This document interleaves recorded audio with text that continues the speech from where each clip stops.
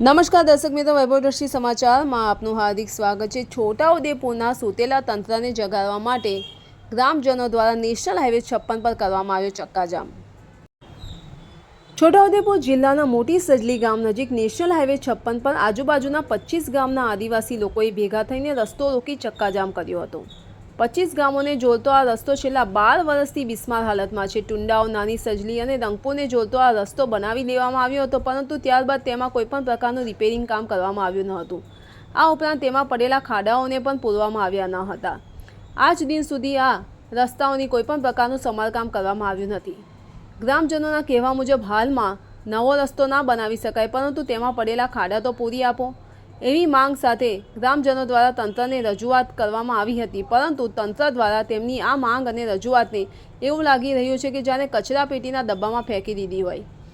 ગ્રામજનોની આ રજૂઆત તંત્ર દ્વારા ન સાંભળતા ગ્રામજનો રોષે ભરાયા હતા અને જ્યાં સુધી તંત્ર રસ્તાની ખાતરી નહીં આપે ત્યાં સુધી રસ્તો નહીં ખોલીએ તેમ કહી નેશનલ હાઈવે 56 બંધ કરી દીધો હતો। નેશનલ હાઈવે 56 બંધ થતાં વાહનોની લાંબી કતારો લાગી ગઈ હતી। આથી ભારે ટ્રાફિક જામ સર્જાયો હતો, જે બાદ પોલીસે ઘટના સ્થળે દોડી આવી નવા ચૂંટાયેલા સરપંચ સહિત ગ્રામજનોની અટકાયત કરી હતી।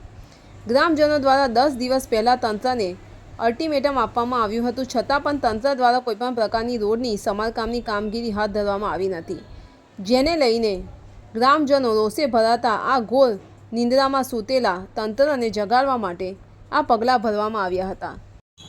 તંત્રની આવી ઘોર બેદરકારીને લઈને હંમેશા આમ જનતાને જ મુશ્કેલીઓનો સામનો કરવો પડે છે। હવે જોવાનું એ રહ્યું કે આ ઘટના બાદ તંત્ર દ્વારા સમારકામની કામગીરી હાથ ધરવામાં આવશે કે પછી ફરી ચક્કાજામ થશે। ધન્યવાદ।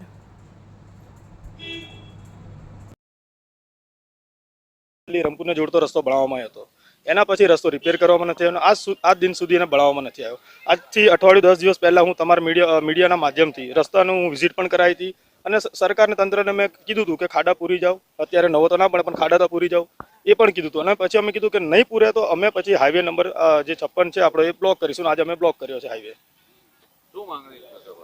જ્યાં સુધી જે તે ડિપાર્ટમેન્ટના ઓફિસર્સ આવી અને સ્થળની ચકાસણી કરે, જોવે અને કઈ પરિસ્થિતિ છે અને કેટલા સમયમાં અમને કરી આપવાનું બંધાય અમારા ગામ લોકોની સામે, ત્યાં સુધી અમે ખોલવાના નથી। નાની સડલીના લોકો બીમાર પડે કે 108 સરકાવી, રસ્તાની હાલત એવી છે કે આટલા ખાડા 2-2 ફૂટ જેવા ખાડા પડી ગયા છે। હવે ટુંડવા ગામ એ આ રસ્તા પર મેન નીકળે છે। હવે ટુંડવા ગામના કોઈ બી બીમારી હોય, કોઈ અવર જવર માટે હોય, કોઈ બી એમને બી કાયમ માટેની તકલીફ છે। તો આ રસ્તાની અમે વારે ઘડીએ માંગણી 2-3 વખત ઉપર જાણ કરતા આજ સુધી કોઈ સમારકામ કરવામાં નહીં આવ્યું કે એના ખાડા પૂરવામાં નહીં આવ્યું।